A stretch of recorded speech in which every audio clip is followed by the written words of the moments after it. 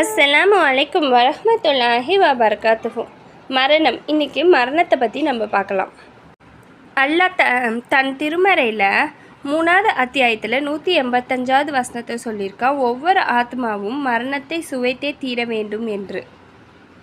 அதாவது பிறக்கின்ற அனைத்து உயிரினங்களுக்கும் மரணம் உண்டு என்பது சந்தேகத்திற்கு இடமில்லாத உறுதியான விஷயமாகும்.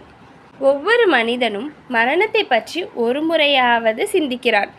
மரணம், அதற்கு தப்பியவர் எவரும் இல்லை. இருப்பினும் மரணத்தை பற்றி எண்ணும்போது பலருக்கும் ஒரு சலனம், பயம் ஏற்படுகிறது.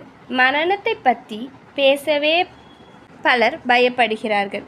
இது எல்லாருக்கும் நேரக்கூடியதுதான் என்றாலும் மரணத்தை பற்றி எண்ணமே பலருக்கும் பயத்தை எழுப்பும். நம்முடைய நெருங்கியவர்களுக்கும் மரணம் காத்திருக்கதே என்று எண்ணி பார்க்கும்போது ஒரு வகையான சோகம், பயம் கவ்விக்கொள்கிறது.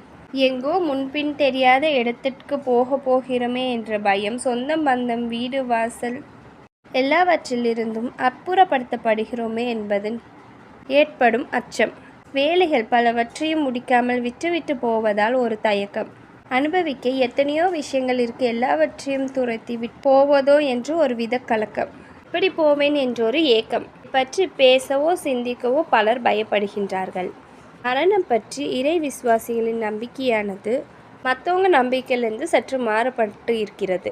உலகில் இம்மை வாழ்க்கையானது மரணத்திற்கு பிந்தைய மறுவாழ்வுக்கு வேண்டிய சாதனைகளை தேடிக்கொள்ளும் இடமாகும்.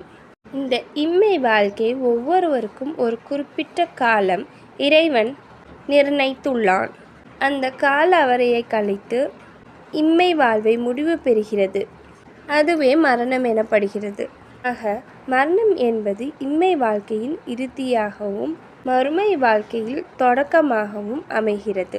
மரணம் நிச்சயமாக ஒன்று, அதை எவரும் சந்தேகிப்பதோ மறுப்பதோ இல்லை. ஆனால் அதற்கு பின்புள்ள நிலையை பற்றித்தான் மனிதர்களிடையே பல கருத்து வேறுபாடுகள் உள்ளன. அதனால் இறை விசுவாசிகளே, நாம் இந்த உலகில் தேர்வு எழுதி கொண்டு இருக்கிறோம். ரிசல்ட் நமக்கு மறுமையில் தான் கிடைக்கும். ஸோ ஆல் த பெஸ்ட் நண்பர்களே.